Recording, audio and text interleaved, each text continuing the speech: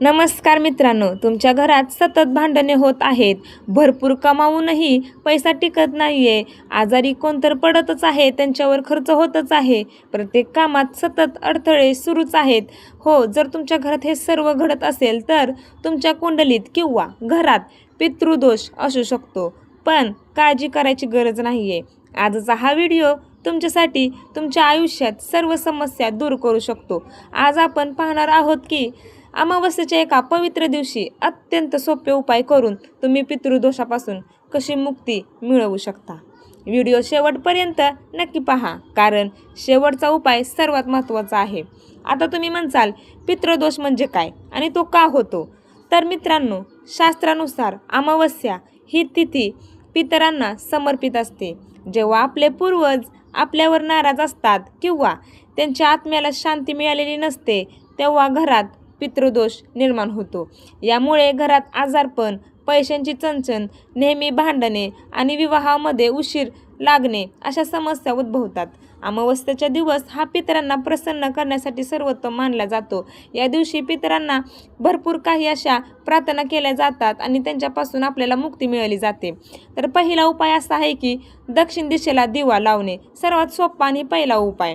चला तर मग जाणून घेऊया हा पहिला उपाय अमावस्येच्या दिवशी कसा करायचा. तर अमावस्येच्या दिवशी संध्याकाळी सूर्यास्तानंतर तुमच्या घरात दक्षिण दिशेला, कोणत्याही त्या दिशेला नाही तर फक्त दक्षिण दिशेला एक मोहरीच्या तेलाचा दिवा लावा. मोहरीचे तेल खूप छान असते आणि ते महत्त्वाचे आहे.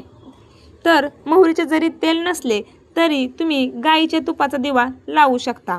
दक्षिण ही पितरांची दिशा मानली जाते. हा दिवा लावताना मनातल्या मनात तुमच्या पूर्वजांचे स्मरण करा आणि त्यांची माफी मागा. तुमच्याकडून काही चुकले असेल, एखादी काही गोष्ट राहिली असेल तर त्यासाठी माफी मागा. यामुळे काय होतं, पितर प्रसन्न होतात आणि त्यांचा आशीर्वाद तुमच्यावर कायम राहतो. दुसरा उपाय असा आहे अन्न आणि पाण्याचे दान, म्हणजेच तर्पण म्हणतात त्याला. दुसरा उपाय म्हणजे दान धर्म. अमावस्येच्या दिवशी सकाळी आंघोळ केल्यावर एका तांब्याच्या तांब्यात थोडे गंगाजल घ्या. त्यात कच्चे दूध घाला, काळे तीळ घाला आणि जव टाकून ते पाणी दक्षिण दिशेकडे तोंड करून जमिनीवर सोडावे. याला तर्पण म्हणतात. यानंतर तुम्ही काय करायचंय, घराच्या छतावर किंवा गच्चीवर पक्ष्यांसाठी धान्य ठेवा आणि ते धान्य ठेवल्यावर तुम्ही तिथे जवळ थांबू नका, कारण की ते धान्य त्यांनी खाऊ शकणार नाहीत.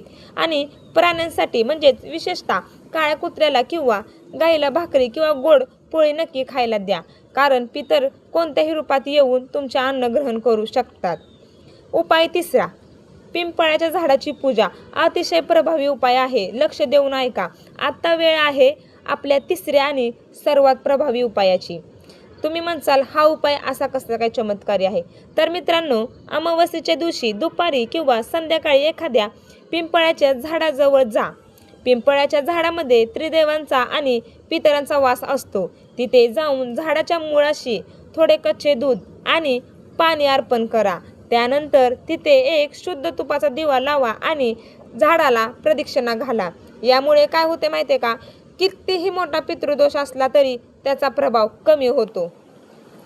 तर मित्रांनो, येत्या अमावस्येला हे अत्यंत सोपे आणि घरगुती उपाय नक्की करून पहा. लक्षात ठेवा, पितरांच्या आशीर्वादाशिवाय आयुष्यात प्रगती होऊ शकत नाही. तुम्हाला हा व्हिडिओ कसा वाटला आम्हाला कमेंट करून नक्की सांगा.